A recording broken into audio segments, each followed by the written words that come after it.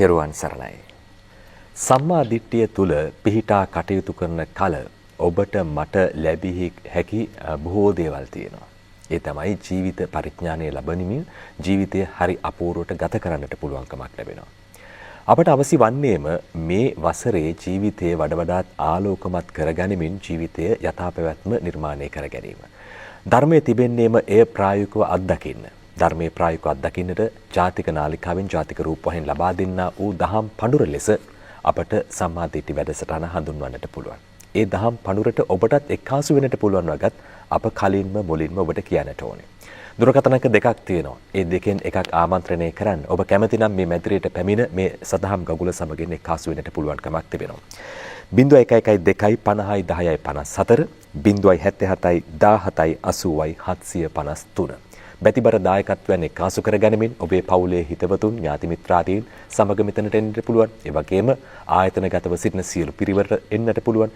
සමිති සමාගම්වල සිටින පිරිවර දාමයක් වෙන්නට පුළුවන්. ඔබටත් මේ මැදිරිය විවෘතයි. ඔබටත් මේ දහම් ගඟුල විවෘතයි. ලෝකවාසී සදැහැතියන්ට මේ දහම ප්‍රචලිත කරන්න සහ මේ දහමේ ජීවිතයේ ආලෝකමත් කරගන්නට අවශ්‍ය පරිසරය නිර්මාණය කරගන්නට පුළුවන්. ඔබට ඒ දුරකථන අංක දෙකෙන් එකක් ආමන්ත්‍රණය කරගන්න. අද දවසේ අපි ආරාධනා කරන්නට යෙදුනේ කොළඹ විශ්වවිද්‍යාලයේ බෞද්ධ අධ්‍යනාංශයේ කතිකාචාර්ය ඒ වගේම 2016 අවුරුද්දේ රාජ්‍ය සම්මානය රාජ්‍ය සාහිත්‍ය සම්මානය සහ බෞද්ධ සාහිත්‍ය සම්මානලාභී දිවුලපිටිය බලගල්ල සරස්වති පිරිවෙනේ කෘත්‍යාධිකාරී ආචාර්ය පූජ්‍ය හිඳගල ඥානාදාර අපේ හාමුදුරන් වහන්සේට අපේ හාමුදුරන් වහන්සේ අලුත් අවුරුද්දක අප මුණ ගැහෙන්නේ අලුත් අවුරුද්දක අලුත් පැතුමන් ඇතුව අපි මුණ ගැහෙන්නේ. ඒ නිසා ඊ타ත්ම ගෞරව නමස්කාරන වහන්සේ පිළි අරගෙන අප වෙනුවෙන් අනුකම්පාවෙන් දහම් දෙසන්නට අපි ආරාධනා කර සිටිනවා. සාදු සාදු සාදු. සමන්ත චක්කවාලේසු අත්‍රා ගච්ඡන්තු දේවතා සද්ධම්මං මුනි රාජස්ස සුනන්තු සග්ග මොක්ඛදං ධම්ම ශ්‍රවණ කාලෝ අයං භදන්තා ධම්ම ශ්‍රවණ කාලෝ අයං භදන්තා ධම්ම ශ්‍රවණ කාලෝ අයං භදන්තා නමෝ තස්ස භගවතෝ අරහතෝ සම්මා සම්බුද්දස්ස නමෝ තස්ස භගවතෝ අරහතෝ සම්මා සම්බුද්දස්ස නමෝ තස්ස භගවතෝ අරහතෝ සම්මා සම්බුද්දස්ස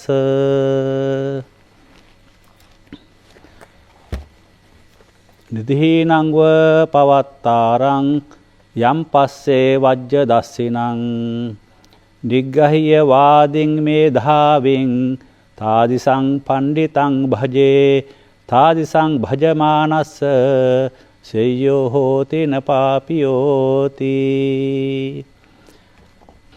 මම මේ මුලින්ම දේශනා කරා මේ ගාථාවක්. ඊට කලින් අපිට බුදුන් වහන්සේගේ නියමයේ නැවතත් මම මතක් කරන්න ඕනේ.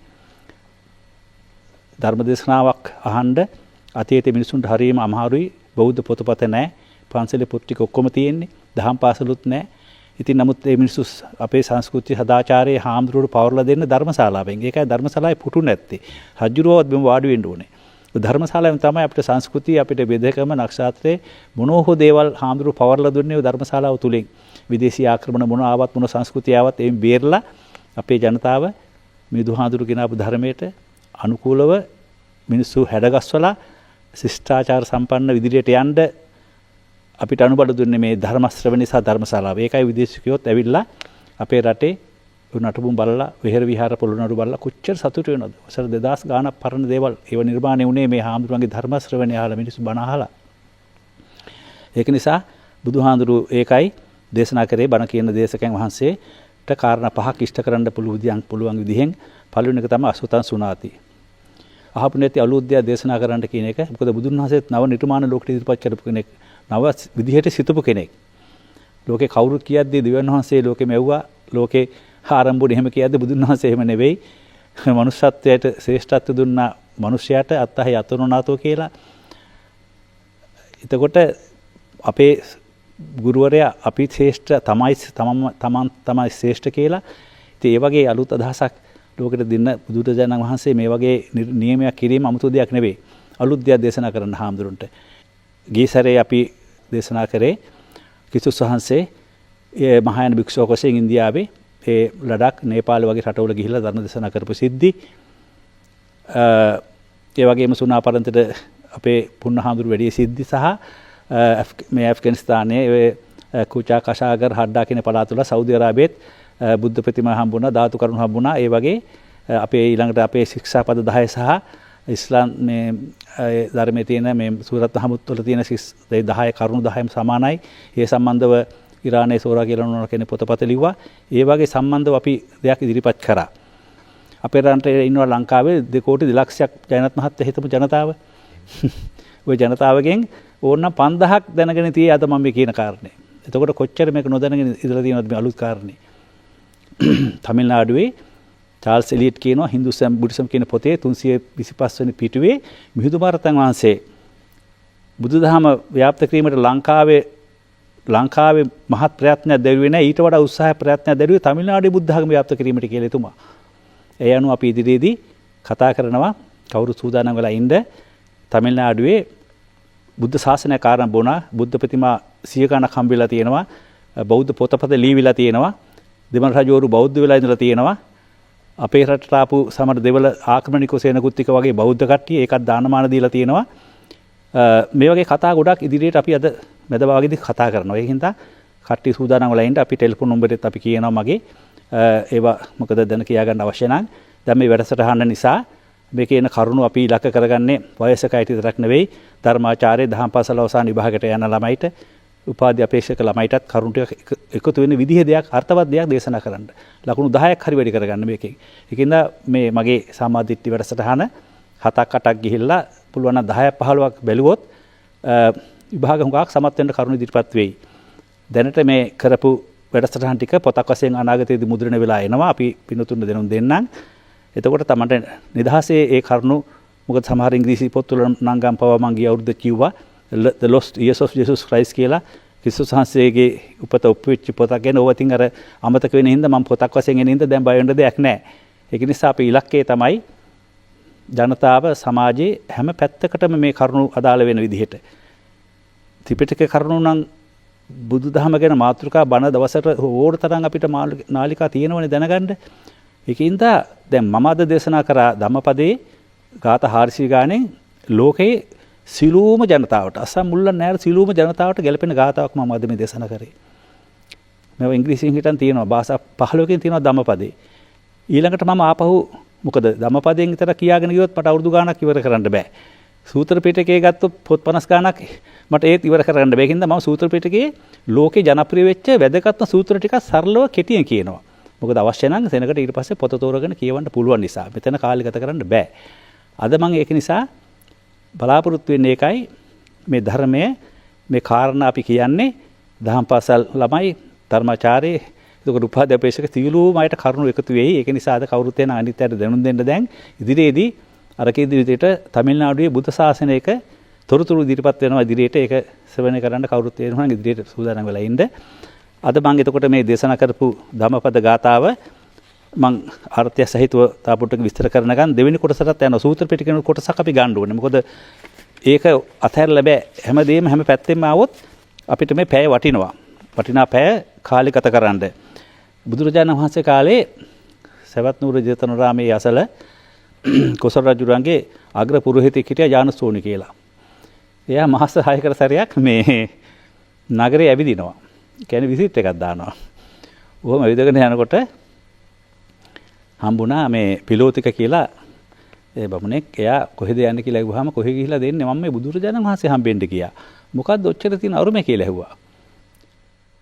අන්න ඒ කතාව තමයි සඳහන් වෙන්න මෙන්න මේ කොටස.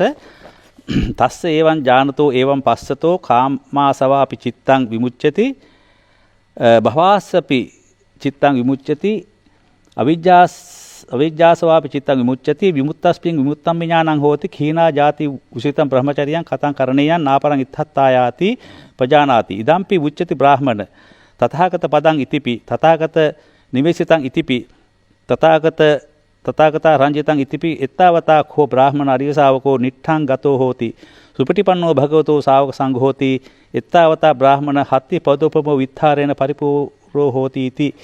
ඕක තමයි මේකට මූලාශ්‍රමේ කතාව.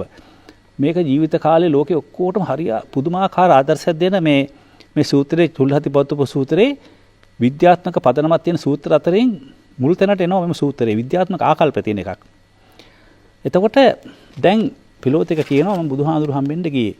මම බුදුරජාණන් වහන්සේගේ ඔය කොහොමද ওই තරම් ගුණ ගැන දැනගත්තේ? මම සීල දේ දැනගත්තා. ශ්‍රාවක සංඝයා සුපටිපන්න ධර්මයේ ස්වාකාතයි සීල දේ මම දැනගෙන තමයි උන්වහන්සේ හම්බෙන්න යන්නේ කියලා තව උදාහරණයක් කියනවා. ජානසෝනි දැන් වාහනේ බහැලා ඉන්නවා. එයාට කියනවා මෙහෙමයි. බුදුන් වහන්සේ හම්බෙන්න එනවා මේ ශ්‍රමණ පඬිතුයෝ, පරිබ්‍රාජක පඬිතුයෝ, නිගණ්ඨ පඬිතුයෝ මහා අය එනවා බුදුන් වහන්සේට වාද විවාද කරලා ප්‍රශ්න හදාගෙන ඇවිල්ලා බුදුන් වහන්සේ ලැජ්ජාවට පත් කරන්න කියලා විශාල පිරිසක් ඇවිල්ලා.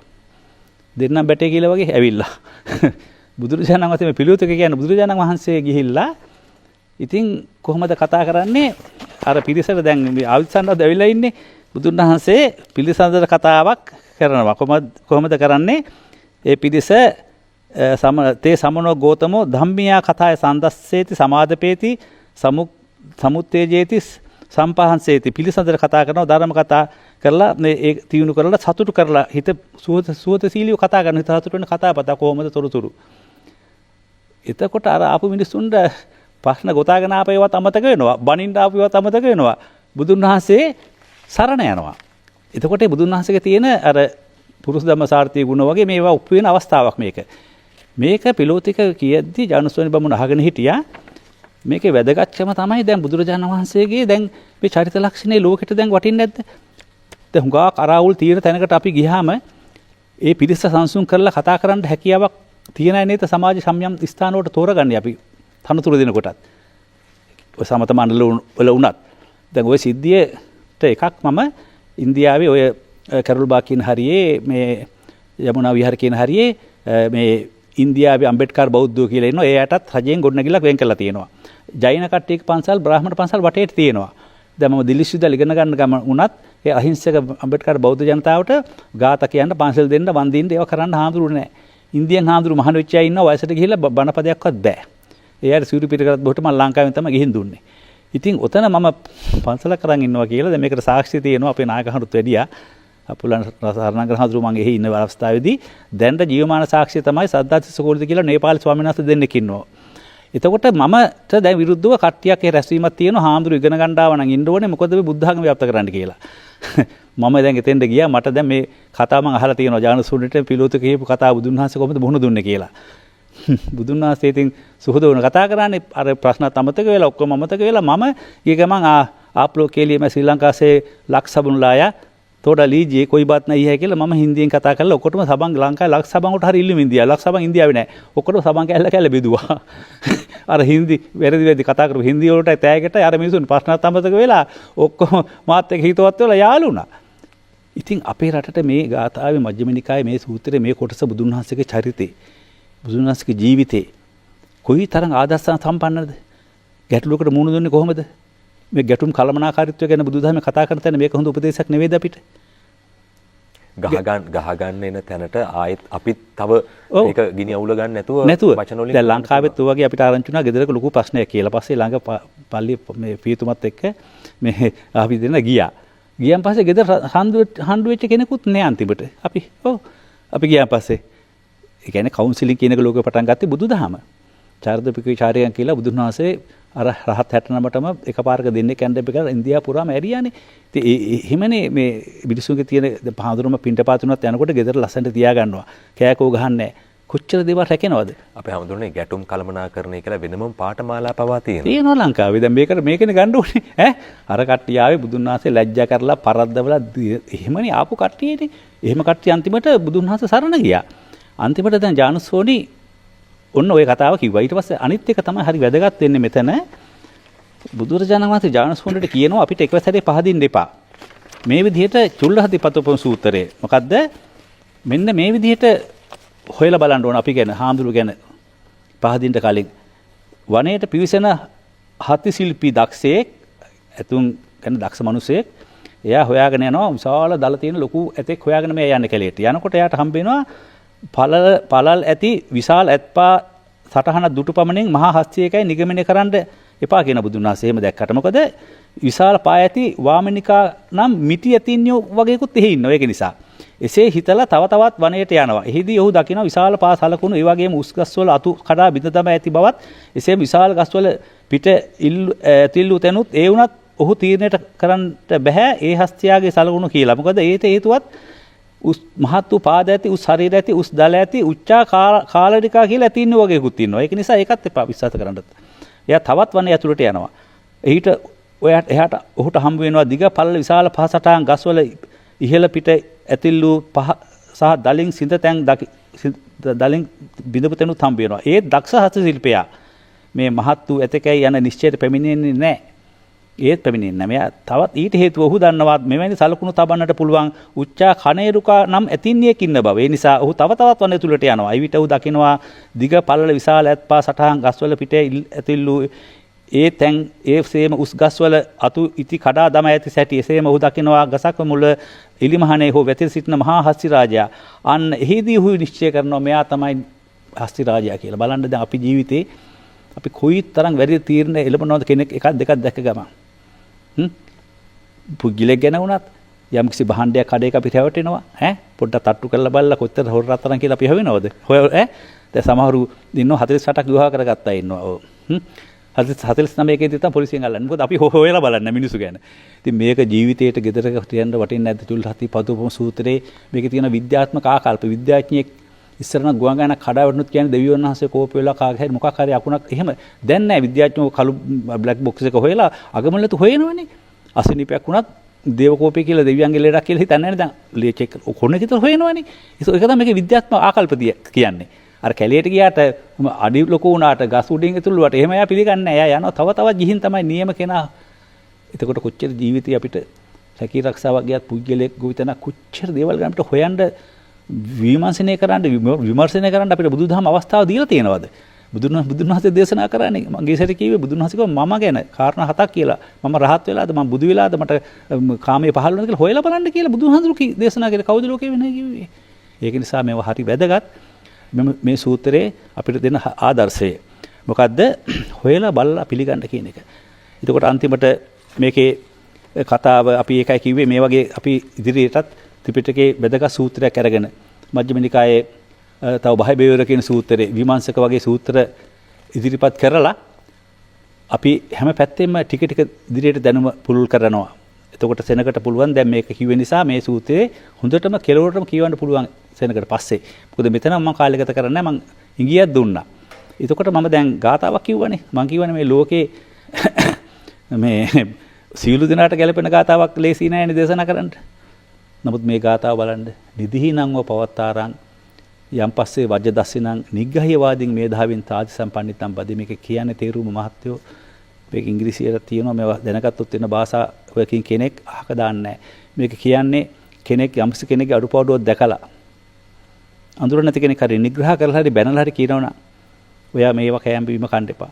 ඔයා මෙහෙම ආශ්‍රය කරන්න එපා. මෙයාත් එක්ක අඩු මොකක් හරි දෙන උපදේශේ. ඒක කියන්නේ නිදිහිනංව පවත්තාරන් Tamanට අතින් අල්ලන් ගිහලා නිදානයක් පෙන්වනවා වගේ කියලා. එතකොට කවුරු හරි කෙනෙක් කියනවා නම් අනේ ඔයාගේ මාමට දොස්පරොස් කියන්න එපා. ඔයා පොඩි කාලේ උදව් කරා. එයා ඔය පොතපත ලියන පරිශන කරන මහන්සි වෙන කෙනෙක්. සද්ද බද්ද කරන්න එපා කියලා අවවාදයක් කරොත් ඒක පිළිගත්තොත් කොච්චර එයාට තනද ජීවිතේ. අද ලොකුම ගැටලුව ජනත් මහත් අපි දන්නවනේ අවවාදයක් එහෙම දෙන්න බැරි කමනේ තියෙන්නේ. බයයිනේ දරුවෙකුට මොකුත් කියන්න බයයි. කොහෙන් මේක ඉවර වෙයිද දන්නේ නැහැ.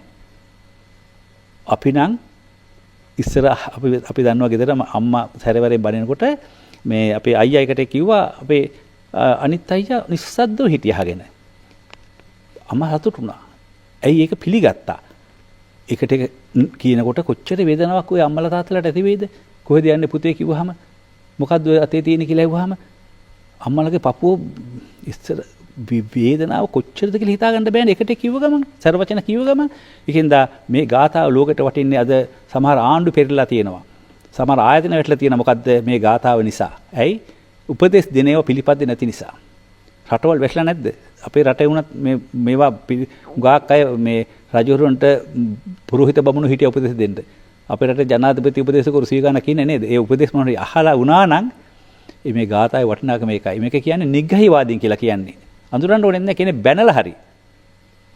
තර්ජන සැර කරලා හරි කියනවා නම් ඒක වටින්නේ නැද්ද කියලා මං අහන්නේ. මේ අවලාවේ ওই ගමන යන්න එපා. පාරේ යන මිනිහෙක් කියන්නේ මිනිහා කෙනා දිහා බලන්න ඕනේ නැහැ. දැන් අර කවුද සම ඉර පෙන්නවා මේ ඉරට ඇඟිලි දෙකන කතා එහෙම නෙවෙයිනේ. එක සැරයක් ඊතල මේ මිනිහෙක් ඊතලයක් වෙදිලා මේ උදුහරු ත්‍රිපිටක දින කතාවක් වැටිලා. ඊතලේ ගලවන්න නැතුව ඒ ආපුවේ බලනවා ඊතලේ රත්තරෙන් හදලාද කොයි කම්මලද හැදුවේ කිය ඊතලේ රිදීද කියලා ඒක හොයනවා. ඊතලේ ඇද්දේ නැහැ. ලෙඩා බෙහෙරන්න ඉතින් ඒක හොය ඉන්නේ නැතුව ඒක ඊතලේ ගලවන්න එපා. අපෙත් සමහරු එහෙමයි උපදේශයක් දුන්නාම එයා කවුද? එයා කොහොම කෙනෙක්ද? ඒව හොය ඉන්නවා. එතකොට එයා වැටිලා ඉවරයි. ඒකින්ද අපේ රටේ අපි දන්නවා උපදේශ පිළිපදින්න නැති නිසා. ඔය නොයෙක් ව්‍යාපාර වල සල්ලි ආයෝජන කරලා ඔය බැංකුවේ කතා වැටෙන්නේ. හොයලා බලන්න නැතුව විශාල දේවල් නැති වෙනවා. ඉතින් මේ ගාතාව හරිය වටිනවා. කෙනෙක් උපදේශයක් ඥාතියෙක් හරි කවුරු හරි ආණ්ඩුව හරි මහ බැංකුව හරි කියනවා නම් ඒව අහනවා නම් රටක් ප්‍රශ්න නැහැ. ගාක් අපිට බේරෙන්න පුළුවන්. මේ ගාතාව මම කිව්වේ එකයි. අද හුඟක් අයට බණපද තියෙනවා, උපදේශ දෙන අය ඉන්නවා, ආයතන තියෙනවා, ඔක්කොම තියෙනවා. නමුත් නොමකට යනවා. ඒකින්ද මේක ඇති හරියට කෙනෙක් පිළිපදිනවා නම් ආයා මට බැන්නත් කමන්න යා කියන දේ මං අහනවා මොකක් හරි හොයලා බලන්න ඕනේ. මොකක් හරි හේතුවක් උඩ කිව්වේ. හැබැයි ඉතින් Tamanට කවුරුත් උදව්පදව් කරන්නේ නැති Tamanගේ අඩුපාඩුම කියන එහෙම අය නිකන් කිව්වත් පිළිගන්නෙත් නෑ. තමරු පොඩ්ඩක් කරුණාවෙන් කියන්න ඕනේ. පාරේ ඔක්කොටම පේන්න දුස්විත් නොකිය පැත්තකට කතා කරලා පුතේ මේ පොඩ්ඩක් එහෙම කිව්වනම් ඔයා පොඩ්ඩක් මොකද සමහර ආයතන වල ලොකු තානතුරට ගියාට පස්සේ අර සාමාන්‍ය ජනතාව අමතක කරනවා. එයාගේ උපන්දිනයකටවත් කතා කෝල් එකක් දෙන්නේ නැහැ. ඉතින් ඒකට උපදේශ දුන්නා නම් ඔයා ඔය ආයතනයේ පාලනය කරනකොට සාමාන්‍ය ජනතාවට බෝනස් එක දෙන්න ඒ කට්ටිය කියන හොයලා බලන්න මල්ගයක් වුණු ගිහින් එන්න කියලා ප්‍රධානියා උපදෙස් දෙනවා නම් මේ ඔය කවුන්සිලින් වගේ ඒක පිළිපදිනවා නම් කොච්චර ආයතන දියුණු වෙයිද? අපේ රටේ සමහර ආයතන අපි දන්න පොඩි දෙයින් පටන් ගන්න ලෝක ප්‍රකට වෙලා මොකද මේ මිනිස්සයා උපදෙස් පිළිපදලා කවුරු හරි කියන එක අහගෙන ඉඳලා ඔයා ඔය ණය විවියෝග කරන්න එපා පුස් බයිසිකලෙන් හරි ගිහිල්ලා පළමුවෙන් පටන් ගන්න අර මෙලිබන් මහත්තයා වගේ නේද? ඒකින්ද මේ ගාථාව දුවට මතක තියාගන්න අපි ජීවිතේ. දැන් මමත් පොඩි කාලේ ඉඳලා හරියට අපේ නායක හමුරුවන්ගෙන් උපදේශ අවවාද සැරවැර මං අහලා තියෙනවා. ඒක මට ආශිර්වාදයක්. නැත්තම් මෙතෙන් එන්න බෑ. මම PhD කරලා ඉන්නේ මට ඔය මොනවද කිය. හැබැයි තාම මට එහෙම අපේ පවුලේ බයකුත් තියෙනවා. දැන් මට ගුරුවරයෙක් නෑ උපදෙස් දෙන්න බයයි. මං ඒ කියන්නේ ටෙලිෆෝන් කරලා හරි අඩුපාඩුවක් තියෙනවා කියන්නේ කියලා. එහෙම බුදුන් වහන්සේලා ගුරුවරයෙක් හිටියනේ ධර්මයේ ගුරු කරගත්තානේ. අපි හිතනවා නම් අපි තමයි ලොක්කා අපිට කවුරුත් අවවාද උපදෙස් දෙන්න ඕනේ නැහැ කියලා එයා පිරිහෙනවා. ඒකෙන් අද මම මේ ගාතාව තෝරගත්තේ. අපි ඊළඟ කොටසට අපි යමු ජයනත් මහත්තයා. දැන් මේ බුදුන් වහන්සේගේ මේ කාරණා මේ බුද්ධ චරිතයේ තියෙන විශිෂ්ට ලක්ෂණ ගිහිල්ලා දැන් මලයාලම් තෙනුගු භාෂාවලින් බුද්ධ චරිතය ගැන ඒ භාෂාවලින් පොතපත පළවෙලා තියෙන උන්වහන්සේ බුද්ධ චරිතයේ. ඒ වගේම මේ බුදුන් වහන්සේගේ මේ ධම්මපදයේ දැන් මම ධම්මපදයේ මේ ගාතාවක් කිව්වේ ධම්මපදයේ අනුසාරයෙන් ඉන්දියාවේ තිරුක්කුරල් කියලා පොතක් ලියවිලා තියෙනවා. ඒක සම්පූර්ණයෙන් ධම්මපදයේ ආభాෂය තමිල්නාඩුවේ. එතකොට චතුරාර්ය සත්‍ය ගැන ඔය ඔක්කොම ධර්ම කරුණු ගැන මණිමේකලා කියලා දෙමළ පොතක් මහා කාව්‍යයක් ලියුණා කිස්සුවස් දෙවෙනි සීවසේ. දැන් කොහොම වුණත් අපි ගියසරේ කතා කරා ඉස්ලාම් ධර්මයේ කිතුදහම සහ බුදුදහමේ තියෙන සම්බන්ධතාවය. අපේ මෙර්සින ජයගොඩ පියතුමාට කිව්වේ පන්සලේ පියතුමා කියලා. බත්තිගත බත්ති කවිපව ලියපු කෙනෙක්. මොහම්මද් අපේ මේ අපේ මුස්ලිම් ගායකතුමා බෞද්ධ ගීත කියපු. ඉතින් මොහිදින් බේක්. එතකොට ඒ වගේ දැන් අද මම මේ කතා කරන එකේ මාතෘකාව එන්නේ ලෝකෙටම ලංකාවටම හරි වැදගත් තේරවාද බුදුදහම ලෝකෙට දායද කිරීමේ සම්පූර්ණ අයිතිය. අයිතියෙන් 98%ක්ම අයිති වෙන්නේ දෙවිඩ භික්ෂුන් වහන්සේලාට. මොකද තමිල්නාඩුවට දක්ෂිණ දේශයට බුදුදහම ආවා. බුදුන් වහන්සේ කාලේ බාවරි කියලා බ්‍රාහමණයෙක් ගෝදාවරි ගන්තියේ හිටපු කෙනා සුත්ත නිපාතේ අටක නිපාතේ පාරායන වර්ගයේ තියෙන්නේ. එයාගේ ගෝලුව 16 දෙනෙක් සවැත් නුවරට ගියා බුදුන් වහන්සේ හම්බෙන්න. මේ බුද්ධ කාලේ දකුණු ඉන්දියාවේ ඉඳලා. එතකොට ඒ පිරිස ඇවිල්ලා දැන් බුදුදහම දකුණු ඉන්දියාවේ ව්‍යාප්ත කරා. එතකොට මට හම්බුණා පොතක මම කිව්ව එකයි චාල්ස් එලියට් කියලා තියෙන හින්දුස්ම් බුද්දිසම් කියන පොතේ මිහිඳු මහරහතන් වහන්සේ බුදුදහම ව්‍යාප්ත කරන්න මහා උත්සාහයක් දැරුවේ තමිල්නාඩුවේ කියලා. ඊළඟට හියුන්සියන් කියලා තියෙනවා ජයනත් මහත්මයා. එයා දැක්ක කියලා 7 වෙනි සියවසේ තමිල්නාඩුවේ තේරවාදී හාමුදුරු 10000ක් යාට හම්බුණාලු. තේරවාදී පන්සල් 100ක් තිබ්බලු. බොරු නෙවෙයිනේ. එතකොට ඒ අනුසාරයෙන් මම කල්පනා කරා මේ තමිල්නාඩුවේ බුදුදහම ගැන හොයන්න ඕන කියලා පරීක්ෂණ කරන්න ඕන කියලා මට අදහසක් ආවා. ඒ අනුව මිහිඳු හාමුදුරුවෝ තමිල්නාඩුවට වැඩියා කියලා කියන්නේ ශිලාලේඛනගත තොරතුරු පව තියෙනවා. එතකොට අපේ බුද්ධඝෝස හාමුදුරුවෝ, බුද්ධදත්ත හාමුදුරුවෝ, ධම්මපල හාමුදුරුවෝ, ධම්මකිත්ති හාමුදුරුවෝ මේ හුඟක් හාමුදුරුවෝ පාලි පොතපත ලිව්වා. ඒක ඔප්පු වෙලා තියෙනවා. මහා විහාරයට ඇවිල්ලා පස්වෙනි සියවසේ. අට කතා මම කොළඹ විශ්වවිද්‍යාලයේ ළමගෙන් ප්‍රශ්නකුත් එක සැරයක් ඇහුවා. පාලි සාහිත්‍යයේ ලෝකට දායද කිරීමේ සම්පූර්ණ ගරුත්වය හිමිවන්නේ සිංහල භික්ෂුන් වහන්සේලාට නොව දෙවිඩ භික්ෂුන් වහන්සේලාටයි කියලා. ඒක ඔප්පු කරන්න පුළුවන් නේ. හාමුදුරනේ මටත් එතකොට ප්‍රශ්නයක් නැගෙනවා. දැන් ඔබ වහන්සේ කියන විදිහට දැන් තමිල්නාඩුවේ ජනතාව මේ බෞද්ධ දර්ශනය තුල පිහිටලා කටයුතු කරනවාද කියන තැන අපිට සාක්ෂි සපය ගන්න පුළුවන්ද? ඔව්. ඒ කියන්නේ බුදුදහමේ යම් යම් දේශනාවන් දමිළ ජනතාව පිළිපදිනවද? ඔව්. තමිල්නාඩුවේ. දැන් නෙවෙයි. දැන් මුල් කාලේදී අපි ගත්තොත් දැන් ක්‍රිස්තුපූර්ව ධර්මාශෝක රජුගේ ශිලාලේඛනයක තියෙනවා චෝල පාණ්ඩේ චේරය බුදුදහම ව්‍යාප්ත කරා කියලා 13 වෙනි ශිලාලේඛනේ. අපි ආරම්භයක් හොයලා ඉන්න එපා ඉස්සරම මුල පටන් ගමු එතන ඉඳලා. ඊට පස්සේ කලිගමලේ මේ කලිගමලේ අරගලමලයි කියන ගල්ගුවහවල බ්‍රාහ්මී අක්ෂර වලින් ලියවිච්ච ශිලාලේඛන හම්බුණා. එකක තියෙනවා තවීරහ තවීරේ. ලංකාවේ තේරවාදී හාමුදුරුවෝ භික්ෂුන් වහන්සේලා ඉන්දියාවට ගිහිලා දෙමළෙන් බණ කියලා තියෙනවා. මේ ඔප්පු වෙලා තියෙනවා නාගාර්ජුන කොණ්ඩේ ශිලාලේඛනේ මම ඔප්පු කරගත්තේ. එතකොට අපිට මුලින්දලා පොඩ්ඩක් පහලට එමු. ඊළඟට දකුණු ඉන්දියාවේ වාසය කළ සමහර සිංහල බෞද්ධ පුත්‍රයෝ එක්කෙනෙක් ඊළ කුටුම්බිකන් කියලා ලංකාවේ වෙලෙන්දෙක් එයා මේ හාමුදුරුන්ට මේ ගල් ගුහා පූජා කරලා තියෙනවා හදලා. පංච පාණ්ඩව මලයි කියන එකේ ශිලාලේඛනේ තියෙනවා මේ ඊළ කියන වචනේ තියෙනවා ධම්ම දාන උපාසක කියන වචන තියෙනවා. මම කියන්නේ මුල මිදුහාඳුර කාලේ කිව්වම මේක ඔප්පු කරන්න දෙපෑ දැන් අපි. දමිළ බුද්ධ ශාසනය තිබුණා කියන එකට ඔප්පු කරන්න ඕන ශිලාලේඛන ආශ්‍රයනොත්. සහ සාහිත්‍ය පොතපත ඇසුරෙන් පුරාවිද්‍යාත්මක සාධක මේ ඔක්කොම වලින් තමයි මේක ඔප්පු කරගන්න ඕනේ. එතකොට අද අපි කියන්නේ ඒකයි දැන් මේ එහෙම ඇවිල්ලා ක්‍රිස්තුපූර්ව දෙවන හා තුන්වෙනි සියවස්වල බෞද්ධ සංඛ්‍යා වැඩි විසූ ලෙන් කීපයක් කොයිම්බතූර් දිස්ත්‍රික්කයේ අරික්කාල වලින් හමු වෙලා තියෙනවා. අපේ රටේ හාමුදුරු හිටු විස්ථාන. එහෙමයි මේ මාතෘකාවට අපි එන්න ඕනේ. මොකද මේක ශාස්ත්‍රීය වශයෙන් විශ්වවිද්‍යාල ළමයිටත් අදාළ වෙයි, පශ්චාත් උපාධිකරණයටත් අදාළ වෙයි. එතකොට රාමනාඩ්, තිරුනෙල්වැලි, චිංගල්පෙට් යන ප්‍රදේශවල ගල් ගුහා බ්‍රාහ්මණ අක්ෂර වල ලියලා තිබුණා. ඊළඟට අපේ රටේ හිටිය අරිට මහරතන් වහන්සේ හිටපු ගල් ගුහා මට හම්බුණා. මං ඉන්දියාව අවුරුදු 6-7ක් මේ වෙන කාලේ ගත කරා. මලුරුසා අලගරමලයි යන කඳු අතර තියෙනවා අරිට්ටපට්ටි කියලා ගමක්. නමක් අරිට්ට හාමුදුරු හිටපු තැන ඒ. එතකොට දැන් මේ මුල් ටික උන්න ඒ විදිහට.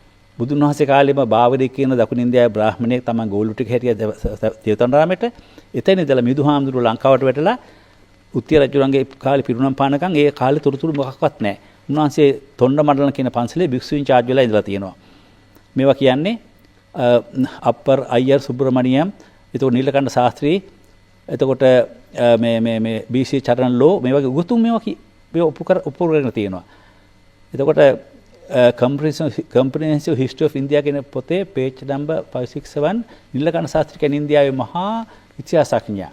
එයා කියනවා බුද්ධඝෝස හාමුදුරුවෝ දෙමළ කෙනෙක්.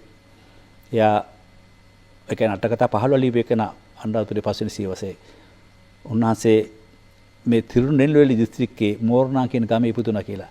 උන්වහන්සේගේ උප්පත්ති හොයන්න මම හරියට උත්සාහ කරා. ඔක්කොම බුරුමේ කියනවා, ආන්ධරා කියනවා, බුද්ධගයාව කියනවා, මහාවංශ කියන්නේ බුද්ධගයාව කියලා. උන්වහන්සේගේ නිජබිම බුද්ධදත්ත හාමුදුරු විනය විනි කිලියාපු හුඟක් පොත් ලියපු බුද්ධදත්ත හාමුදුරුවෝ තමිල්නාඩුවේ දෙමළ, ධම්මපාල හාමුදුරුවෝ අටුවාටිකා ලියපු ද්‍රවිඩ. අපේ රටේ අටුවාටිකා ලිව්වේ උපසේන මහානාම කියන හාමුදුරුවෝ පොත එක එච්චරයි. එතකොට දැන් හිතන්න ජයනත් මහත්මයා තේරවාදී බුදුදහම පාලි සාහිත්‍ය කියලා ලෝකෙට අඳුරලා දුන්නේ කවුද? දෙවිඩ භික්ෂුන් වහන්සේලා දාට වංශ ලිව්වේ ධම්මකිත්ති හාමුදුරුවෝ දමදිනවගේ දෙවිඩ හාමුදුරුවෝ නමක්. ඔපේ රූපසිද්ධිය පොත ලියපු ඔය චෝලී දීපංකර බුද්ධ අපේ චෝලිය කස්සප කියන සියලුම හාමුදුරුවෝ චෝලිය කස්සප කියද්දිම තේරෙනවා චෝලිය කියලා දෙමළ. ඉතින් උන්වහන්සේලා අපේ රටට ආව ඇවිල්ලත් දෙමළ නම් වලින් හිටියේ නෑ පොඩ්ඩක් එහෙම කතාවකුත් තියෙනවා. ඉතින් මම මේ කිව්වේ එකයි සතිනාර අයියර් මහත්තයා පවසනවා මිහිඳු මහරතන් වහන්සේ තොණ්ඩ මඩන කියලා පන්සලේ භික්ෂු ඉන්චාර්ජ් වල හිටියා කියලා. දෙමළ උගතෙක්. Studies in Ancient History of තොණ්ඩ මඩන කියන පොතේ කියන්නේ එතුමා. එතකොට අයිකේ ශර්මා මහා උගත්තු. එතකොට මිහිඳු හාමුදුරුවෝ ගැන දැන් මහාවංශේ නැති තොරතුරු ටිකක් හොයන්න ඉන්දියාවේ මම කල්පනා කරා. එතකොට දැන් අපේ මං කිව්වේ එකයි කිස්වර්ෂ දෙවෙනි සියවසේ ලියුණා මණිමේකලා කියලා මහා කාව්‍යයක්. සීතලයි චාතනර ලිව්වා. ඒකේ තියෙනවා ජයනත් මහත්මයා පුදුමයක්. ඔය කිල්ලි වලවන් ඉලංකිල්ලි කියන සමහර දෙමළ රජවරු ස්තූප හැදුවා කියලා. ඒ විතරක් නෙවෙයි චතුරාර්ය සත්‍ය ත්‍රිලක්ෂණේ පටිසම්පාදයේ සියලු දේවල් දැන් නොවේ කියන්නේ දුකට. පේටම කියන්නේ චතුරාර්ය සත්‍ය. ඉතින් මේ දෙමළ භාෂාවෙන් ඒවා තියෙනවා. ඉතින් මේවා දැනගන්න මම පොතක් ලිව්ව දකුණු ඉන්දියාවේ තේරවාදී බුද්ධහම ව්‍යාප්ති කියලා. ඒකට 2016 රාජ්‍ය සාහිත්‍ය සම්මාන හා බෞද්ධ සාහිත්‍ය සම්මානය හම්බුණා. ඕන කෙනෙක් මගේ පළාතේ ඉන්න කෙනෙකුට આવොත් මම පොත කියවන්න දෙන්නම්. ඔය පුස්තකාල වල ඇති. එතකොට බලන්න මේක මහා පුදුමයක්. අපේ මහා වංශයේ මිහිඳු හාමුදුරන්ට තැනක් දුන්න ලංකාවට ඇවිල්ලා නමුත් අර දෙවිඩ රජවරු පල්ලව රජවරු සමහර බුද්ධ වර්මන් අශෝක වර්මන් කියලා බෞද්ධ නම් පවා ගත්තා. පල්ලව රජවරු. උන ආනන්ද ගෙඩිගේ පල්ලව රජවරුන්ගේ ඒ කට්ටියගේ මේ ශෛලියක් ඒක. එතකොට ක්‍රිස්තු වර්ෂ 1044 චූලමණි වර්මන් කියන රජුරු නාගපට්ටනම් වල ඉදිකරන ලද බුද්ධ විහාරයක් අන්නයි මංගල නම් ග්‍රාමයට පූජා කරලා තියෙනවා.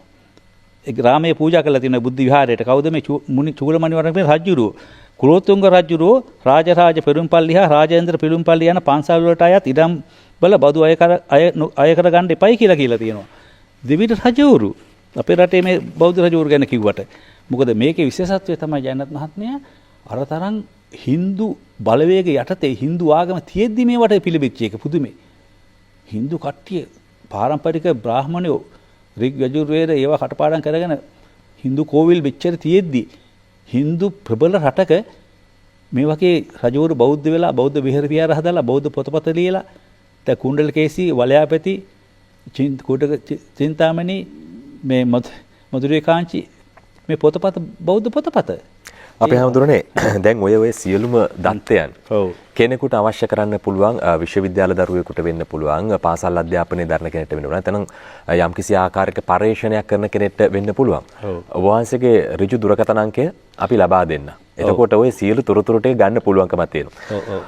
අපි වුන්වහන්සේව ඍජුව සම්බන්ධ කරගන්නට පුළුවන් 071 836 77 44 දුරකථන අංකය. ඒ වගේම WhatsApp පණිවිඩයක් තියෙනවා නම් විදේශගත කෙනෙක්ට 073 32 74 20 073 32 74 20 ඍජුව සම්බන්ධතාවය ලබා ගන්න ඔබ වහන්සේ ඔන්න ඔය තොරතුරු සේරම දෙන්න ඕනේ. ඔව්. අපි ධර්මයේ ධර්ම සබ්බදාන ධම්මදාන ජිනාත කියවනේ. එතකොට මම මේ දෙන ධර්ම දාණය මේ ආලෝකයේ ඒ බුද්ධ කියන්නේ බුද්ධිය. ඒ දෙන එක ඊට වඩා පිනක් ලෝකේ නැහැ. ඉතින් මම ඒකින්ද ලෝභකමක් නැතුව මම අවුරුදු ගාණක් දුක් පහන්සි වෙලා ඒ හොයාගත්ත කරුණ ටික අපි දෙන්න කැමැතියි. මේ සම්බන්ධව දේශනමාලාවක් රත්මට ආරාධනා කරලා තියෙන සමහර පාසල් වල ඉදිරියට මට දේශනයක් තියන්න කියලා බුදුදහමේ මේ අලුත් සොයාගෙන පිළිබඳව උසස් අධ්‍යාපන ලබන අයට පිරිවෙන් වල හරි මම දැන් ආරාධනා 7-8ක් බාරගත්ත ගොඩාක් බෑ මම සූම් තාක්ෂණයේ සමහරයට ඉදිරිපත් කරනවා ඒක ලොකු දෙයක්. එතකොට තවත් මහත්මයා දැන් අපි මේ කිව්ව නිසා මම කියවන්නේ තමිල්නාඩුවේ බුද්ධ ශාසනයක් ගැන. බුද්ධ ශාසනයක් කියන්නේ භික්ෂු භික්ෂුණී උපාසක උපාසිකා. ඒ හතර හොප්පු කරන්න උනා මට දිලිෂ් විද්‍යාල උපාධියට. එතකොට භික්ෂු කියන තැන එතකොට බුද්ධඝෝස හාමුදුරුවෝ හරි තමිල්නාඩුවේ. බුද්ධ දත්ත හාමුදුරුවෝ, ධම්මපාල හාමුදුරුවෝ, අනුරුද්ධ හාමුදුරුවෝ, කාංචිපුරයේ ඉපදිච්ච අනුරුද්ධ හාමුදුරුවෝ ශ්‍රේෂ්ඨ පවුලක කෙනෙක්. අභිධම්මත්ත සංඝහ පරමත්ත විනිච්ඡේ නාම රූප පරිච්ඡේද ලිවි අනුරුද්ධ හාමුදුරුවෝ දෙමළ. ඊළඟට බුද්ධප්පේ දීපකර හාමුදුරුවෝ චෝල දේශේ ලංකාවේ වනවාසී නිකායකු සම්බන්ධ වුණා උන්වහන්සේ. පජ්ජමදු රූපසිද්ධිය ලිවි අපේ පාලි ව්‍යාකරණ පොත ලිවි දෙමළ හාමුදුරුවෝක්නේ. බුද්ධප්පේ දීපංකර. එතකොට මේ බුද්ධඝෝස හාමුදුරුවෝ, බුද්ධ දත්ත හාමුදුරුවෝ එතකොට ධම්මකිත්ති හාමුදුරුවෝ දැන් මේ විශාල කතාවක් නෙමේවා. ඉතින් පාලි පොත එතකොට තමිල්නාඩුවේට බුදුදහම එහෙනම් ගිහින් නැද්ද? බුදුන් වහන්සේගේ ත්‍රිපිටකයට අටුවාලිය යනවා කිව්වම ත්‍රිපිටකේ දැන් තමිල්නාඩුවේ තියෙන සමහර නංගන් පල්ලිකල් පල්ලිකුඩම් ඒ රටේ පන්සල් වලට කිව්වේ පල්ලි කියන වචනේ වැටලා තියෙන හැමතැනම පල්ලි කියන්නේ පාලි භාෂාව දියුණු වෙච්ච නිසා තමිල්නාඩුවේ. අපේ මේ රටේ දැන් පල්ලි කියන්නේ ක්‍රිස්තියානිය වටේ නෑ. දකුණු ඉන්දියාවේ පල්ලි කියන්නේ පන්සල්. ඊළඟට කේරළේ පැත්තේ මම ගියා. කේරළේ වික්‍රමාදිත්‍ය වරගුණ සමහර මේ රජවරු කේරළේ බෞද්ධ වෙච්ච අය. ඊළඟ කේරළේ හිටපු හාමුදුරුවරු අපේ රටේ දාන සංකල්පය දියුණු කරගෙන බුදුන් වහන්සේගේ දාන සංකල්පය එහෙ බෙහෙත්ශාලා දාලා තිබ්බා කේරළේ. එතකොට මිනිසුන්ට කණ්ඩ බොණ්ඩ නිකන් දීලා තියෙනවා අපේ හාමුදුරුවරු. කේරළේ ගැන මම පොතක් ලියලා තියෙනවා. පුරාණ කේරළේ එළවසුර සහ තේරවාදී බුදුදහම ගැන. ඔය පොතපත් හොයලා බලන්න පුළුවන්. ඕන කෙනෙකුට මගෙන් ඉල්ලීමක් කරලා මම දෙනවා බලන්න. එතකොට ඊළඟට තමිල්නාඩුවේ දැන් ඔන්න පැවිදි කොටස. දැන් ගිහි කට්ටියත් ඉන්න එපේ. ගිහි පඬිගුරු අරවන අඩිගල් කියන එක නා. දකුණු ඉන්දියාවේ චෝලචේර සහ පාණ්ඩ්‍ය රාජධානිවල ධර්ම ප්‍රචාර කටයුතු ආරම්භ කර මුල්ම ද්‍රවිඩ භික්ෂුව අරෝණඩිගල්. මුල්ම ද්‍රවිඩ භික්ෂුව. එතකොට මණිමේකලා භික්ෂුණී ඊළඟට. භික්ෂුණී නම් කෙනෙකුත් ඉන්න බෑ. මණිමේකලා භික්ෂුණිය නාගදීපයටත් ඇවිල්ලා තියෙනවා ලංකාවට. එතුමියගේ තිබුණා සුරබි කියලා හොඳ සුරබි දේනුව කියලා මේ පාත්‍රයක් කියන්නේ පින්ඩ පාතේ යනවා ගිහිල්ලා අසරණයන්ට දාන පිළිගන්නලා දෙනවා පින්ඩ පාතේ කරලා දෙනවා මිනිසුන්ට. ඒ ගති ලක්ෂණ භික්ෂුණියක් මණිමේකලා භික්ෂුණිය මුල්ම ඊළඟට බුද්ධ මිත්‍ර කියලා පස්වෙනි සියවසේ මුල් භාගයේ දකුණු ඉන්දියාවේ ජීවත් වෙච්ච හාමුදුරුවෝ ලංකාවටත් ඇවිල්ලා තියෙනවා අනුරාධපුරයටත් ඇවිල්ලා තියෙනවා බුද්ධ මිත්‍ර හාමුදුරුවෝ. ධර්මපාල හත්වෙනි සියවසේ කාංචිපුරයේ උපන් ධර්මපාල නාලන්ද විශ්වවිද්‍යාල උපකුලපති වෙලා හිටිය ධර්මපාල කියන හාමුදුරුවෝ. ධර්මකීර්ති හත්වෙනි සියවසේ ශ්‍රේෂ්ඨ බෞද්ධ න්‍යායාචාර්යවරයෙක්. ධර්මකීර්ති හිමියන් දකුණු ඉන්දියාවේ තිරුමලේ කුරුණන්දගේ පුතෙක්. හිතන්න මේ දෙමළ හාමුදුරුවෝ ශාසනයක් තිබුණ නැද්ද එහෙනම්? දින්නාග කියන හාමුදුරුවෝ කිස් වර්ෂ 450 දෙවිඩ දේශයේ කාංචිපුරයට දකුණින් සිම්ම වක්තර නම් ගමෙහි උපන් දෙවිඩ ජාතිකයෙක්. දින්නාග හාමුදුරුවෝ බෝධි ධර්ම චීනයේ ධර්ම ප්‍රචාර කටයුතු වල නිරත වූ බෝධි ධර්ම හාමුදුරුවෝ තමිල්නාඩු රජපෞලක කෙනෙක්. චීනයේ තියෙන සෙන් බුද්දිසම් එතකොට චීනට මුලින්ම බුද්ධ ධර්ම ගෙනිච්ච උරුමේ කවුද? බෝධි ධර්ම කියන හාමුදුරුවෝ. එයාගෙන චිත්‍රපටියකුත් හදලා තියෙනවා. මේ බෝධි ධර්ම හාමුදුරුවෝ බොහෝ කාලයක් දකුණු ඉන්දියාවේ ධර්ම ප්‍රචාරය කොට චීනයේ කැන්ටන් නුවරට ගිය අතර එහි රජ වූ වූටි රාජයාගේ රජු ආදරෙන් පිළිගත්තා. බොහෝ වයස්ගත වූ බෝධි ධර්ම චීනයේදී අපවත් වුණා. එතුමාගේ ශරීරයේ හෝනන් නුවර හුන්ජර් කඳු වැටියේ තැන්පත් කරලා තියෙනවා. බෝධි ධර්මයේ චීන ජාතික ශිෂ්‍යයා ලොත්සු පසු කාලයක ධ්‍යාන බුද්ධාගම ප්‍රචාර කරලා තියෙනවා. බෝධි ධර්මයේ ඉගැන්වීම චීනයේ ශාන් ආගම වශයෙන්ද ජපානයේ සෙන් ආගම වශයෙන්ද ව්‍යාප්ත වෙලා තියෙනවා. දැන් බලන්න මේ දෙවිඩ හඳුරමක්. එතකොට මේ කතා ටික හොයන්න ඒකයි මහා වංශේ නායකයි උනේ. ඒක නිසා අපේ ඉතිහාසයේ පොත්වලට ඇතුළත් කරන්නේ. අපේ විශේෂ නිර්දේශ වලට දැන් ඇතුළත් කරන්න වෙනවා මේ පොත් ඇතුළත් කරලා ඉදිරිපත් කරන්න. බෝධි රුචි කියන හාමුදුරුවෝ මේ වූසෙන් රජුගේ ධර්ම රුචි බෝධි රුචි කියන හාමුදුරුවෝ චීනයේ 7 වෙනි සියවසේ ටෑන් අධිරාජ්‍ය කාලේ චීනයට වැඩම කරලා තිනවා. එතුමා තමිල්නාඩුවේ පඬිවරයෙක්. වජ්‍රබෝධි ඒ පොදිය කන්දේ මලේ රටේ උපන් කෙනෙක්. කාංචිපුරේ ඉපදිලා තියෙන්නේ. පල්ලව රටේ නරසිංහවර්මන් හා වජ්‍රබෝධි හිමි සමග සමකාලීනයි. එයා ධර්ම දූතයෙක් වශයෙන් චීනයට ගියා. එතකොට චීනයේ මහා ප්‍රඥා පාරමිතා ග්‍රන්ථ දෙකගෙන ගිහිලා තියෙනවා යනකොට වජ්‍රබෝධි භික්ෂුව බෞද්ධ ග්‍රන්ථ විශාල ප්‍රමාණයක් චීන භාෂාවට දාලා තියෙනවා. කවුද මේ වජ්‍රබෝධි දකුණු ඉන්දියාවේ හාමුදුරුවෝ? බුද්ධ ශාසනය කියන්නේ ඒකයි. භික්ෂු භික්ෂුණී උපාසක උපාසිකා ඉන්නවා. එතකොට ගිහි රජවරු ඉන්නවා. සීතල චාතනාර නාගගුත්තනාර ඊලම්බෝධියර විලම්බෝධියර කියන ගිහියෙක්. මේ ඔක්කොම තමිල්නාඩුවේ බිහි වෙච්ච බෞද්ධ උගත්තු. බුද්ධ ධර්ම නිසා ත්‍රිපිටකය නිසා ත්‍රිපිටකයට අටුවා ලියන්න. එතකොට තමිල්නාඩුවේ අටුවා තිබ්බේ නැහැ කියන්න බෑනේ. මෙහෙ ලියපුවා. එහෙ ගෙනිල්ල මිනිස්සු කියවන්න ඇතිනේ. එතකොට මණිමේකලා අපි සම්පූර්ණ තිරුතුනේ චතුරාර්ය සත්‍ය ත්‍රිලක්ෂණයේ පරිසම්පාදේ ඒවා එහෙම්ම තියෙනවා දෙමළ භාෂාවෙන්. එතකොට බුදුදහම ත්‍රිපිටකයේ කොච්චර ඒ රටේ ජනප්‍රිය වෙලා තියෙනවද? ඒක ප්‍රතිපලයක් වශයෙන් තමිල්නාඩුවේ හුඟා බුදු පිළිම මට හම්බුණා. මගේ පොතේ මම බුදු පිළිම ගොඩාක් සඳහන් කරලා තියෙනවා. ඒ හම්බෙච්ච බුදු පිළිම. එතකොට මේ දැන් උන තිරුපති. ඔය තිරුපතිත් ඉස්සර මේ බෞද්ධ පන්සලක් ඉස්සර තිරුපති. එතකොට මේ දැන් තියෙන පූර්ණි ජගන්නාත් කියන්නේ බෞද්ධ උරුමයක්. පන්දාර පූර්ණි තියෙන විත්තල ප්‍රතිමාවක් ඒක බුදු රූපයක්. උතුම් අයියප්පා කියන්නේ එයා බෞද්ධයෙක්. ද්‍රක්ෂාරාම පන්සල කියලා තියෙන ඉන්දියාවේ ඒක බෞද්ධ පුරාවස්තුවක්. එතකොට මේ හින්දු කොයි බවට පත් වෙලා තියෙන මේ ඔක්කොම ඉස්සර බෞද්ධ පන්සල් කියලා මම ඔප්පු කරා. අපේ හැමෝටම දැන් ඒ කියන්නේ දැන් අපි ගත්තොතින් 90% විතර එතකොට අට කතාවන් පවා මේ දමිළ මාධ්‍යෙන් රචනා කරනවා කියන අදහසක් වගේද මේ කියවෙන්නේ? නෑ. ලංකාවට ඇවිල්ලා ඒවා මේ මහා විහාරයේ ඉඳලා බුද්ධඝෝසාරු විසුද්ධි මාර්ගය එහෙම ලියලා ඔය මජ්ක්‍ධිම නිකායේ ප්‍රපංච සෝදිනී කියලා දීඝ නිකායේ සුමංගල විලාසිනී කියලා අටුවා ලිව්වා පාලියෙන්. එතකොට බුද්ධදත්ත හඳුරුත් එහෙමයි. බුද්ධඝෝසාරු බුද්ධදත්ත ධම්මපාල මේ ඔක්කොම හාමුදුරු අටුවා ටික අට කතා ගොඩාක් ලිව්වනේ. පච්චමදු ඉතින් රූපසිද්ධිය ඒ අතරතුරේ ලංකාවේ හාමුදුරුවෝ අට කතා ලියලා තියෙන උපසේන කියන හාමුදුරුවෝ මහසේන හාමුදුරුවෝ අට කතා එක ගානේ. මම කියන්නේ ඒකයි ඉතින්. දෙමළ හාමුදුරුවෝ හෙල් ලංකාවට වෙලා නෙමේ අට කතා ලියලා තියෙන 15 ඉස්සක්. ඒකනේ මේ තේරවාද බුදුදහමේ උරුමය අපි හිතන් ඉන්න සිංහල ලංකාව අපිට තමයි බුද්ධඝම අයිති කියලා. අපි තමයි උරුමකාරයෝ කියලා. ඒක කොහොමද වෙන්නේ? ඊට වඩා දෙයක් කරලා තියෙනවා තමිල්නාඩුවේ හාමුදුරුවෝ හින්දු අර එක හින්දු මේ ආල්වාස් කියලා කෙනෙක් මේ අපි බුද්ධානන්ද කියන හාමුදුරන්ට නලා පිබවගෙන ගිහිල්ලා බෙල්ල කපලා දාලා තියෙනවා. ඔක්කොම විස්තර වෙනවා. ඒ ගැන මම පොතක් ලිව්වා. දමිළ බුදුසසුන වෙනසු අන්තවාදීන් ලෝට හෙළි කළ පෙරිය පුරාණ කියලා. බුදුදහම නැති වෙන්නත් හේතුව. එච්චර Hindu බලවේග තියෙද්දි බුදු පිළිම ගොඩාක් හම්බුණා. දැන් මම කිව්වේ ඒකයි මේ ද්‍රක්ෂරාරාම කියන එක Hindu කෝවිලක් වගේ වුණාට ඒක හොයලා බලද්දී ඒක බෞද්ධ. පස්සේ 2022 ජූලි මාසේ තමිල්නාඩුවේ වෙන්කතේශ්වර අගවිනිසුතුමා නියම කරා ඔය එක Hindu කෝවිලක් ඕක අයිති බෞද්ධයන්ට වහාම බෞද්ධයන්ට දෙන්න කියලා. ඒ ගැන මිලින්ද මොරුගඩ මහත්තයා එහෙද ලිපියක් පළ කළා. ඒකේ වැඩ තුරුතුරු තියෙනවා මේ www.bilind.org ගහුවාම එතුමාගේ වෙබ් අඩවියට ගිහිල්ලා බලන්න ඒ ලිපියේ. කවුද දෙන්නේ බලන්නකො ඒ අගවිනිසුතුමා බලන්න කොච්චර එතුමා කිව්වනේ ඔය Hindu කෝවිල ඕක Hindunට නෙවෙයි අයිති. අදින් පස්සේ ඕකට ගියාවට කමන්නේ ඕක බෞද්ධයන්ට දෙන්න කියලා. දැන් තිරුපතිත් අපි කියන්නේ මේ බෞද්ධ පන්සලක් නේ තිරුපති.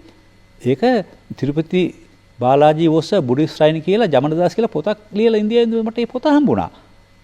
එතකොට ඉන්දියාවේ මහත්ෝ ජයනත් මහත්තයා හැතැම්ම 10න් 10ට බුද්ධ ප්‍රතිම හම්බ වෙනවා. 84ක් විහෙර විහාර ධර්මසු රජුට හැදුවා කියන එක ඔප්පු වෙනවා. ඒක නිසා අපි සතුටු වෙන්න ඕනේ. අපි දැන් මේ බණපදයක් කියන ගමන් මේ චුල්ලහති පතුපම සූත්‍රයේ මේව දෙමළ ආයතන ජනප්‍රිය වුණා. ඒකයි අර නීලකේසී කියන පොත දෙමළ භාෂාවට කුණ්ඩලකේසී කියලා වලයාපති මధుරේ කාංචි කියන මහා කාව්‍ය කියවිලා තියෙනවා මේ ඒ කාලේ ජනතාව මල් පහන් අරගෙන දරුවොත් එක්ක බුදුන් වදින්න ගියේ හැටි. අදත් කාංචිපුරේ පන්සලක් තියෙනවා. චන්දසේකරන්ගේ බෞද්ධයෙක් මම හම්බෙන්න ගියා. එයාගේ දරුවෝ හවස බුදුන් වදිනවා ගාථා කියලා ලස්සනේ බෑ මහත්තයා. බුදුහාරු කාලේ මතක් වෙනවා. ඒ පරණ ලේවල බෞද්ධ ගතිය තමිල්නාඩුවේ තියෙනවා. අපේ හැමදෙරේ දැන් ඇත්තටම ওই ශාසන ඉතිහාසය අපට වැදගත් වෙනවා තමයි. ඒ වගේම අවුරුදු 30ක දශක 3ක යුද්ධයක් කරන්න ඕනේම නැහැ. අපි හැමෝම ඥාතිත්වයක් තියෙනවා මෙතන. අපට ඒකම පසක් කරගන්නට පුළුවන්කමක් තියෙනවා. ඔව්. ඉතින් අපේ රටට මේ මං කිව්වේ අර මේ වේලක්කාර හමුදාව තමිල්නාඩුවෙන් ඇවිල්ලා අපේ මේ දළදා වහන්සේ ආරක්ෂා කරලා තියෙනවා. එහෙම සිද්ධි තියෙනවා අපේ රටේ. මේ රටට ඇවිල්ලා සේනගුත්තික කියලා දෙන්නත් බෞද්ධ කියලා අධිකාර මහත්තයා පිළිගන්නවා සේනගුත්තික ඒ කට්ටිය බෞද්ධ කියලා. ඉතින් ඒකින්ද අපිට මේ ඒ තොරතුරු කියන ගමන් අපේ රටට ඒ තමිල්නාඩුවේ බුදුදහමේ ප්‍රතිඵලයේ තමයි අපේ රටට ආපු අර පොත්ත කොට්ට කියන ඒ කට්ටිය පවා මේ අපේ රටේ පන්සල් හදලා තියෙනවා. එලාර රජුරු මිහින්තලයට ගොස් සංඝරත්නයට දාන ආරාධනා කරලා තියෙනවා. ලංකාව පාලනය කළ පාරින්ද නම් දෙමළ රජු බෞද්ධ ආරාමයක් සහ දානශාලා පූජා කරලා තියෙනවා. 4 වෙනි අක්බර් රජු 658 රාජ්‍ය සේවය කළ පොත්තකුට්ට පොත්ත පාසක මහා කන්ද යන දෙමළ ඇමතිවරු විහාරාරාම කරලා තියෙනවා ලංකාවට ඇවිල්ලා. අයි අර තමිල්නාඩු දෙමළ ආපාසයේ මිදුහාර ආරම්භ කරපු සේවයේ කාංචිපුරම් ගියොත් කාංචිපුරම් ස්ටේෂන් එක ඉස්සරහ තියෙන ලස්සන සමාධි බුද්ධ ප්‍රතිමාවක්. දැන් බුදුන් වහන්සේ වැඩි හිටිය තැනක් අපට හම්බුණා බුද්ධ වීඩු කියලා තමිල්නාඩුවේ. උන්වහන්සේ ආරාමයේ හම්බුණා. ඒ තොරතුරු ගොඩාක් මම පොතට ඇතුළත් කරා. පස්සේ මහා බෝධියෙන් ගිහිල්ලා ඒක දැන් පන්සලක් ආරම්භ කරා එතන. මට ආරාධනා කාඩ් එකක් තමිල්නාඩුවේ ඉඳලා මට එව්වා. අයි මමනේ එතන හොයාගත්තේ. ඉතින් බුදුන් වහන්සේ මෙහාව කියනවා නම් බුද්ධ වීඩු කියලා බුදුන් වහන්සේ තමිල්නාඩුවේ වැඩ ඉඳලා තියෙනවා. ඉතින් විශාල කතා. ඉතින් විශේෂත්වය තමයි මේකේ වැදගත්ම හරිය තමයි මේ අපිට මේ මෑතකදී බුදුන් වහන්සේට මහත් ගෞරවයක් දක්වපු මේ දක්ෂිණ ಭಾರತೀಯ මේ මලයාලම් තෙලුගු කන්නඩ දෙමළ යන භාෂාවලින් බෞද්ධ පොත් ගොඩාක් ලියවිලා තියෙනවා. හිතන්න බුදුදහම අපේ අනුරාධපුර යුගයක් වගේ නෙවෙයි, දඹදිව වගේ, කෝට්ටේ යුගය වගේ නෙවෙයිද? මේ පොතපත ලියවිලා තෙලුගු බෞද්ධ සාහිත්‍ය ආරම්භ වන්නේ 1902 දී. රචිත බුද්ධ චරිත කාව්‍ය 1904 දී ජී.වයි. දොරේසා විසින් ගෞතම බුද්ධ චරිත නම් ප්‍රථම තෙලුගු බෞද්ධ ගද්‍ය කාව්‍ය ලියා පළ කරලා තියෙනවා. ලක්ෂ්මී නරසිම්හන් සිද්ධාර්ථ චරිතය ලියලා තියෙනවා. මේක හිතා ගන්න. ඉතින් කොහොම බෞද්ධ ලෝකයක්ද ඒක? අපි මේ තමිල්නාඩු ගිහම දෙමළ කියලා අන්තවාදීන් කියලා මොකද්ද කතාවක් උතුරේ යන්න කැමති නැහැ. ඒක නිසා අපි එහෙම නෙවෙයි. මේ ජේ.පී. ශාස්ත්‍රී නැමැති රචකයා උදයශ්‍රී නැමැති කෘතියේ සඳහන් කරනවා ඉන්දියාවේ ඔබ ඉපිද සිටින්නේ බුදුදහම පැවති පවත්නා දේශයක. එසේනම් ඔබ සකල සත්‍යය කෙරේ කරුණාව දැක්විය යුතුය. ඔබ පරපර නසන්නේ නම් ඔබගේ ජීවිතයේද අපවිත්‍ර වේ යනුවෙන් එහෙම ලියලා තියෙනවා. අස්සගෝසයන්ගේ සෞන්දර්යනන්ද මහා කාව්‍යයේ බුදුන් වහන්සේගේ මහා කරුණාව ඉස්මතු කොට ඇත. මේ වගේ දේවල්. ඊළඟට නාරායණ ගුරුගේ ප්‍රධාන අනුගාමිකයා කුමාර අසාත් 1876 කේරළේ වැසියන් තුළ බුදුන් වහන්සේ කෙරෙහි ගෞරව ඇති කළ හැකි යයි සිතලා The Light of Asia කියන පොත මලයාලි භාෂාවට පරිවර්තනය කළා. දැන් දඹදිව වන්දනාව යන කට උතුරු ඉන්දියාවට ගිහිල්ලා ඇවිදලා එනවා. ඒ දකුණු ඉන්දියාව ගැන හොඳ නැද්ද දැන් පොඩ්ඩක්?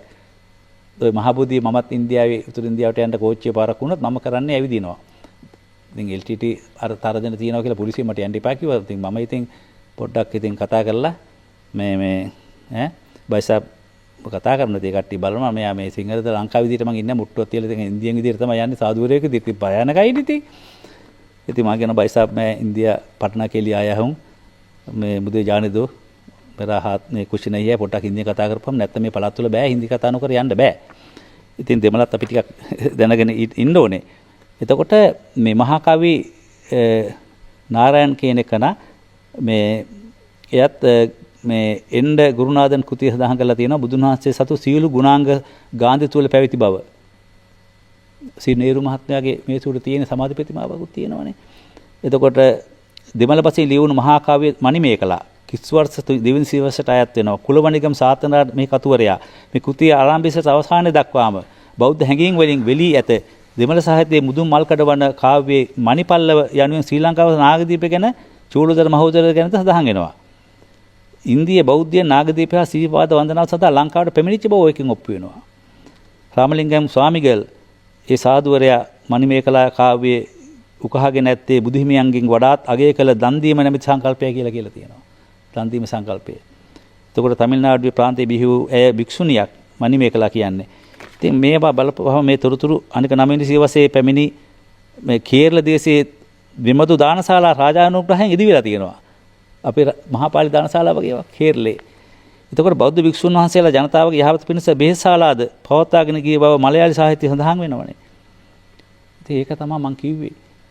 අපි දකුණු ඉන්දියාව කියලා ද්‍රවිඩය කියලා වතුකරේ කට්ටිය ද්‍රවිඩය දැකලා බෞද්ධ උරුමේ අපිට විතරයි බෞද්ධයෝ සිංහලයෝ කියලා මේ මොකද්ද කතාව? නේද අපි හැමෝටම දැන් සාමාන්‍යයෙන් සිංහල බෞද්ධ අපි සිංහල බෞද්ධ කියලා ලේබලයක් ගහගෙන එහෙම ඉන්නවා. නමුත් අපි හැමෝම අපි ඉන්න ඕන තැන සහ අපි කරන්න ඕන දේවල් පිළිබඳව නෙමෙයි අපි කතා බහ කරන්නේ. බොහෝ වෙලාවට අපි ලේබල් ගහගෙන ජන කොට්ටාශයක් හෙලා දකින්න, තව ජන කොට්ටාශයකට නිග්‍රහ කරන්න. අපිට මේ සාහිත්‍ය නැතිනම් මේ සංස්කෘතියෙන් නැතිනම් දෙමළ සංස්කෘතිය වේවා, දමිළ සංස්කෘතිය වේවා, මේ බෞද්ධ සාහිත්‍ය නැතිනම් බෞද්ධ සංස්කෘතිය තුල අපිට ගන්න පුළුවන් තැනක් දෙනවා අපි හැමතුරුනේ. ඕකම ඔය කියන කාරණාව ප්‍රමාණවත් අපිට එකට ඉන්න පුළුවන් කියන තැන. පුළුවන් ඉන්න කියන එක. අපි ඒක ඉස්මතු කරගන්නට ඕනේ අපි හැමතුරුනේ. ඒක තමයි ජයනත් මහත්මයා මගේ මේ කෘතිය දෙමළ භාෂාවට දාන්න මගෙන් අවසර ඉල්ලුවා බෞද්ධ මහා සම්මේලනයේ සභාපතිවරයෙක් ජගත්සුපතිපුර මහත්මයා. මම සතුටු වුණා. මම ගෙනලා පුවත්පත් සාකච්ඡාවක් තියලා මේක දෙමළට පරිවර්තනය කරන්න හරියට මහසයක් ගත්තා. මම දෙමළ අයත් එක්ක එකතු වෙලා මේක උත්සවයේ ගත්තේ 2023 වගේ මට මතක නාගානන්ද විශ්වවිද්‍යාලයේ මෙහි කැලණියේ ඒකට අස්කිරි මල්ලතු වන්නායක හරුත් වැඩම කරා. ඉන්දියාවෙන් ද්‍රවිඩ බෞද්ධයෝ 300ක් ආවා. තමිල්නාඩුවේ බෞද්ධ සංඝාංග වල සභාපතිලා මගේ මිත්‍රයෝ මාව පුජ්‍යලිකවත් බලගල පිරෙන්න ආවා හම්බෙන්නේ මේ පොත ගැන පැහැදිලා. මොකද ඒ කට්ටිය තනි උනේ නැහැ. පොත නිසා පුදුම උත්තේජනයක් හම්බුනේ කට්ටියට. අපේ බෞද්ධ උරුමය ගැන මේ හඳුර හොයලා ලිව්වා කියලා. බුදු පිළිම 80ක් මගේ පොතේ මම දාලා තියෙනවා. එතකොට මෑතකදී හම්බුණා එතකොට එදා මේ දැන් ද්‍රවිඩ ජනතාවත් ආව මේ පොත දොරට වෙඩින් උත්සවයට. එතකොට දැන් මේ පොත දෙමළනුත් තියෙනවා. දැන් ඉංග්‍රීසියෙනුත් තියෙනවා. එතකොට මේක වටාත්ම වටිනාකම තමයි 2016 රාජ සම්මානයේ මේ පොතට හම්බ වෙනකොට මට මේ එදා හිටියා මේ අපේ මහාචාර්ය ජේෂ්ඨ මහාචාර්ය මෙදවච්චි දමජෝති හඳුරෝ මේ පොත දැකලා සම්මාන හම්බ වෙනකොටම එයා මන් ළඟ හිටියා. අර කැරකිලා නැවතුනේ මගේ පොතේනේ. මට කිව්වා මේ ඥානතර හඳුරුවා වහාම එන්න ඕනක කොළඹ විශ්වවිද්‍යාලේ මේ පොතෙන් උගන්වන්නට ළමයිට. අන්න හාමුදුරුවෝ බෝසත් එක්කගේ. එතකොට මෙච්චර කල් සමහර ආයතන වල විශේෂ නිර්දේශයේ හැමදාම ජයරත් මහත්තයා මේ සංගායනා තුනයි කනිෂ්ක රජුගේ ධර්මශෝකයි ඕ ටිකමයි තියෙන්නේ. දහම් පාසල අවසාන ඉඳලා කැම්පස් එකටත් ඕවා. ඉතින් ඒ උන්වහන්සේට වුණා මේක බප්ස් මම අවුරුදු 2017 ඉඳලා මේ පොතෙන් ළමයිට උගන්වලා ප්‍රශ්නත් හදනවා. එතකොට දැන් තව පොතක් ලියලා තිබුණා දමිළ බුදු සසුන වෙනසු අන්තවාදී ලෝට හෙල කළ පෙරී පුරාණ මේ පොත උන්වහන්සේ දැකපු ගමන් මට කිව්වා ඥානතනහරු මේ පොතට උගන්වන්නට කියලා.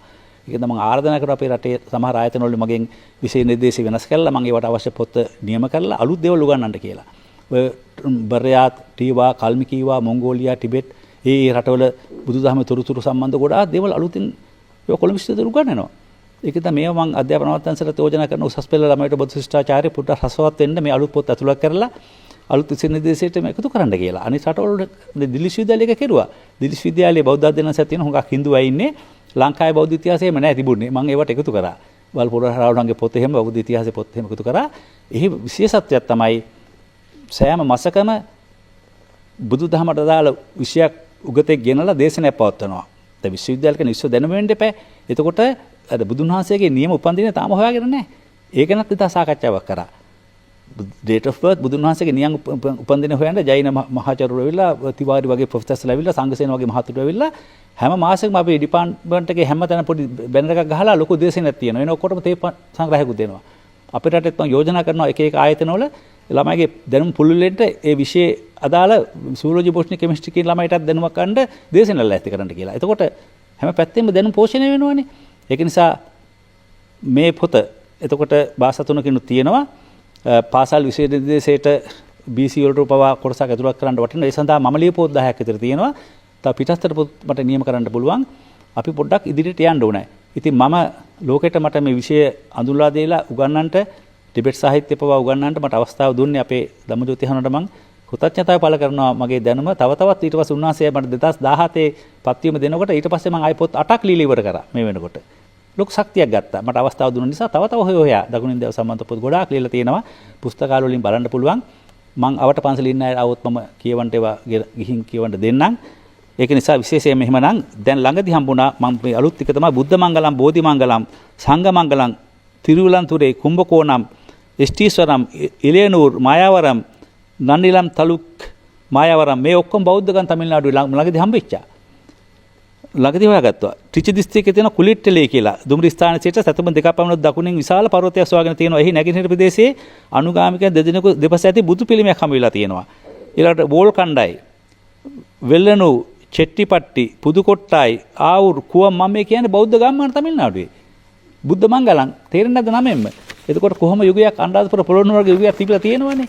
ඒක නිසා මම ඒකයි කිව්ව අවසාන වශයෙන් අපිට ද්‍රවිඩ බෞද්ධ උරුමයක් කියලා වෙනම අපිට කතා කරන්න පුළුවන්. ඒක නිසා මම සතුටු වෙනවාද අපේ මේ සම්මදිට වැඩසටහන යටතේ මේ කරුණු ලෝකට හෙළි කරන්න අවස්ථාව දීම ගැන මම ස්තුතිවන්ත වෙනවා රූපණ සංස්ථාවට ජයනත් මහත්මයාට මම අපේ මංජුල් මහත්තයල සීළු පිරිසට ඒ අයට මම ආශිර්වාද කරනවා. එහෙනම් ලැබුවා වූ නවසරේ අපේ සම්මදිට වැඩසටහන නරබලා ඒ ප්‍රයෝජනයක් අරගන්න ඕන කෙනෙක් තමන්ගේ දැනුම විශ්ය පුළුල් කරගන්න ඕන නම් ඒක මම අපේ දෙමාපියෝ ශාසනයට මම ලබා දීලා දායක පෝෂණය කරලා ඒ මගේ ණය ගෙවෙනවා කොටසක් කියනවා. ඒ ණය ගෙවා ගැනීමට මට දරන මේ දායකත්වයේ වෙනුවෙන් ජාතික රූප හන්දියට නැවතවතක් ස්තුතිවන්ත වෙමින් මේ ධර්මශ්‍රවණ කරපු සීලුම දෙනාට ලැබුවා නවසරේ බුදුන් වහන්සේගේ ධර්මයේ තේරුම් කරගෙන ජීවිතයට ඒක බණපදයක් හරි සම්බන්ධ කරගෙන තමන් කාටද ජනප්‍රිය වෙලා කාටත් එපා නොවන පුජ්‍යලේ බවට පත් වෙලා වාසනාවන්ත අනාගතයක් මේ ධර්ම ශ්‍රවණය කරපු සීල දිනාට උදා වේවා කියලා මම ආශිර්වාද කරනවා ප්‍රාර්ථනා කරනවා.